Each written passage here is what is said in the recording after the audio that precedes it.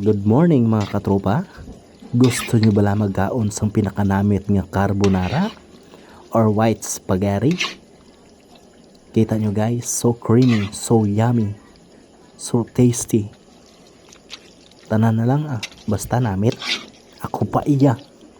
Siyempre, nagpabukal kita sang ininit, butangan ta sang asin kag mantika. So para hindi siya magdikit-dikit ang aton nga pasta. Okay lang nga kamo magdikit kay magnubihanay man kamo, pero ang pasta dapat hindi gid. So syempre kay luto ng aton nga pasta, so gintunga ko ang aton nga evaporated milk, butang naton da siya kay malapit na siya magluto para nga creamy na ang aton nga pasta.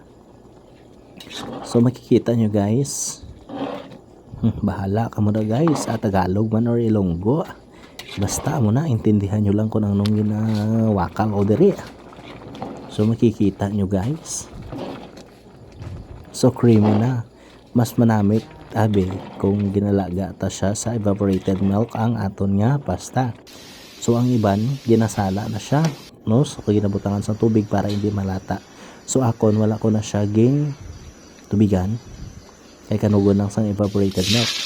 So siyempre gisa kita sang aso sa Bombay, yung butangan ta sang subakan tagali guys sang century tuna. So tatlo gina sa kalata, depende kay ang akon yung luto is 3 ka kilo, depende ba tanas imo kung pila ka bilog nga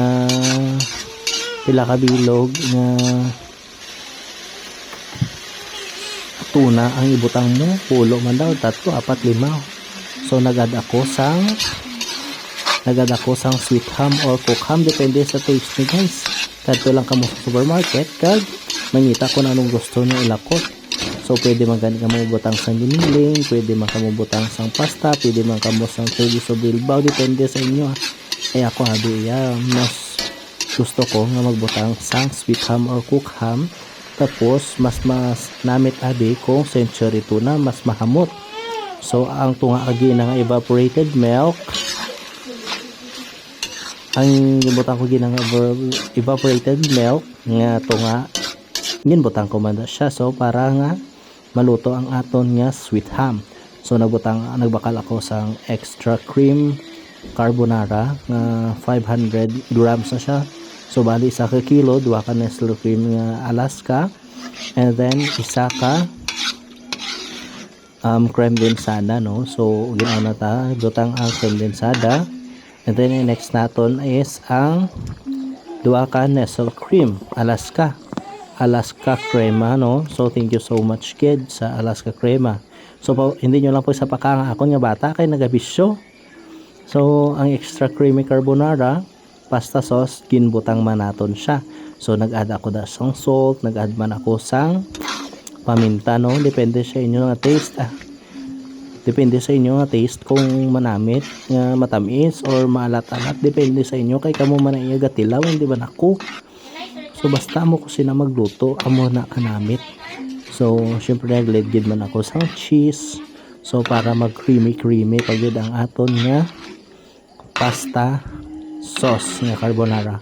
So makita nyo, grabe gid siya kanamit sang aton nga niluto nga carbonara.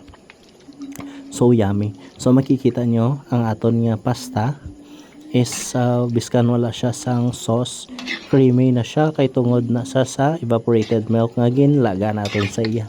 So makikita nyo guys, ang sarap-sarap, ang yummy, ang creamy, basta masarap. Walang tatalo pa sa luto ko.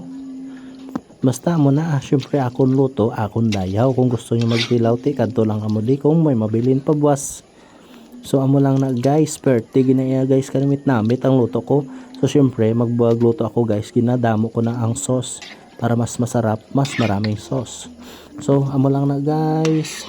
Thank you so much kids sa paglantaw nyo sa akon nga video. Intindihan nyo lang da, kag pasensya ang akon nga bata kay naghinibi kag nabisyo ay managtulog na. Ang tatay iyan nagsagad pa ka voice over. So amo lang na, salamat kids.